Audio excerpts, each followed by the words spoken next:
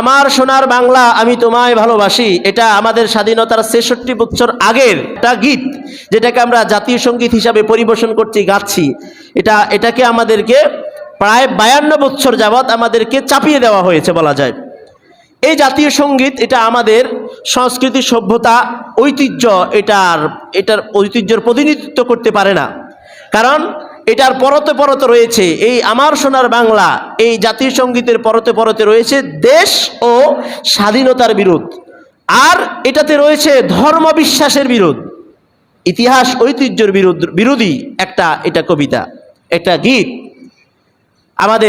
আমরা যখন নৈরাজ্যবাদ থেকে যখন মুক্তি পেয়েছি, 2024 সালে মুক্তি পেয়ে যখন নতুন বাংলাদেশের আমরা স্বপ্ন দেখছি, তখন আমাদের এরকম একটা সঙ্গীত আমাদের, যেটা স্বাধীনতা বিরোধী, যেটা আমাদের সার্বভৌম বিরোধী, যেই লেখক, যিনি রচয়িতা, যিনি আমাদের বাংলাদেশ এটা স্বতন্ত্র একটা দেশ হোক, সত্তা হোক, এটার বিরুদ্ধাচরণ করেছিলেন। আপনারা জানেন, ঢাকা বিশ্ববিদ্যালয় যখন প্রতিষ্ঠা করা হয়, তখন এই রবীন্দ্রনাথ উনি কি করেছেন, এটার বিরুদ্ধাচরণ করেছেন। আপনারা এই ইতিহাস অনেকে জানেন।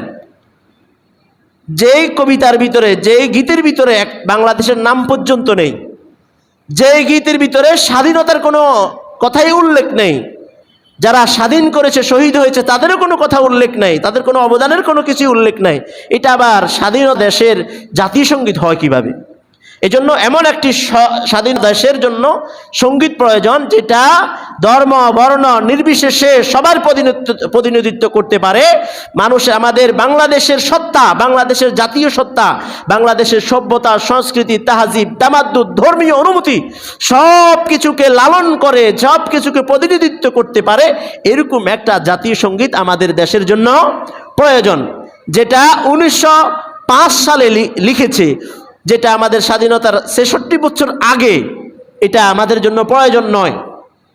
সে আফসোস করে লিখেছে, যখন দুই বাংলা যখন ভিন্ন হয়ে যাচ্ছে, তখন রবীন্দ্রনাথ এটা আফসোস করে লিখেছিল, আমার সোনার বাংলা আমি তোমায় ভালোবাসি।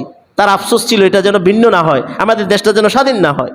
তাহলে এরকম সঙ্গীত আমাদের প্রয়োজন নাই। আমরা যদি সব জায়গা থেকে আওয়াজ তুলি, অবশ্যই সব কিছু পরিবর্তনের সাথে এটাও পরিবর্তন আসবে ইনশাল্লাহ।